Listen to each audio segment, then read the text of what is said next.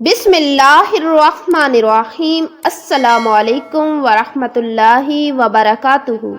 मोहतरम नाजरीन, हजरत मूसा अलैहिस्सलाम की वालदा का घर शहर से बाहर था। कभी वालदा के पास होते और कभी शहर आ जाते। एक मर्तबा आप जोहर के वक्त या मगरिब और इशा के दरमियान मिस्र शहर में दाखिल हुए। ये वक्त अमूमन कुछ गफलत का वक्त होता है। लोग कैलूला कर रहे होते हैं या खाना खा रहे होते हैं। आपने देखा कि दो आदमी आपस में लड़ रहे हैं, जिनमें से एक कप्ती था जो फिरौन की कौम में से था और दूसरा इसराइली था जो हजरत मूसा अलैहिस्सलाम की कौम में से था। इसराइली ने मूसा अलैहिस्सलाम को देखा तो कप्ती के जुल्म ज़यादती की शिकायत की और उनसे कप्ती के मुकाबले में मदद मांगी। ये कप्ती फिरौन के मतबख बावर्ची खाने में रोटी पकाता था और ये उस इसराइली शख्स को फिरौन के मतबख के लिए लकड़ियां उठवाना चाहता था। इस मामले में कप्ती गलती पर था। हजरत मूसा अलैहिस्सलाम पहले ही से फिरौन और उसकी कौम के बनी इसराइल पर जुल्म सितम को जानते थे और उस वक्त अपनी आंखों से कप्ती के जुल्म को देख रहे थे। चुनाचा आपने पहले तो उस कप्ती को समझाया मगर वो नहीं माना, तो हजरत मूसा अलैहिस्सलाम ने उस कप्ती को एक घूंसा मारा जिसको वो कप्ती बर्दाश्त न कर सका और वही मर गया। हजरत मूसा अलैहिस्सलाम को अंदाजा नहीं था कि सिर्फ एक घूंसे से ही ये शख्स मर जाएगा। आपकी नीयत तो महज उसको जुल्म से रोकने की और तादीबी सजा की थी, जान से मारने का इरादा नहीं था। मगर वो शख्स आपके घोंसे की ताब न ला सका और मर गया।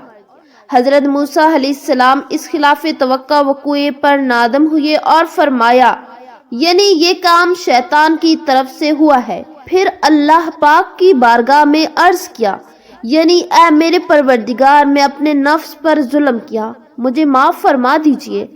अल्लाह पाक ने माफ फरमा दिया क्योंकि वही ही माफ करने वाला और बहुत रहम करने वाला है। अगले रोज हजरत मूसा अलैहिस्सलाम खौफ की हालत में शहर में निकले तो देखा गुज़िश्ता कल वाला इसराइली शख्स आज किसी और कप्ती से लड़ रहा है। ये इसराइली शख्स पहले दिन तो बेकसूर था, दूसरे दिन भी उसका जुर्म वाजिया नहीं था, लेकिन मुसलसल 2 दिन झगड़ने की वजह से जाहिर यही था कि उस शख्स के मिजाज में भी कुछ फसाद है। लिहाजा हजरत मूसा अलैहिस्सलाम ने अवलन उसे इसराइली को तनबिया फरमाई कि तुम ही शरारती मालूम होते हो। फिर आगे बढ़कर उनके झगड़े को खत्म करने के लिए कप्ती को पकड़कर अलहदा करना चाहा कि इसराइली डर गया और वो समझा कि आज शायद मुझे सजा मिलेगी, इसलिए मुझे डांटा गया है। उसने खौफ के आलम में ये जुमला कह दिया कि ऐ मूसा, क्या आप मुझे कत्ल करना चाहते हैं जैसा कि गुज़िश्ता रोज आपने एक शख्स को कत्ल किया। इस जुमले का सुनना था कि कप्ती ने झगड़ा छोड़ा और दौड़कर फिरौन और उसकी काबीना को इत्तला दे दी कि गुज़िश्ता रोज कत्ल होने वाले कप्ती के कातिल मूसा है।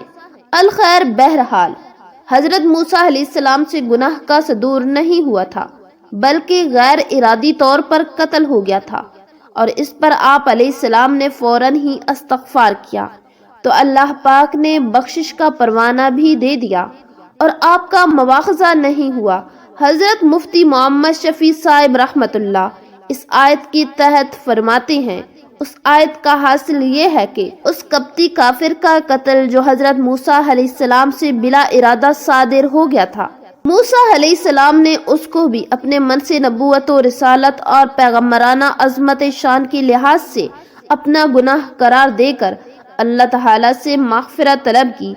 अल्लाह ताला ने माफ़ फरमा दिया। यहाँ पहला सवाल तो ये पैदा होता है कि ये कप्ती काफिर शरई इस्तिलाह के लिहाज से एक हरबी काफिर था जिसका कत्ल अमदन भी मुबाह और जायज़ था, क्योंकि न ये किसी इस्लामी हुकूमत का ज़िम्मी था, ना मूसा अलैहिस्सलाम से उसका कोई मुआहदा था।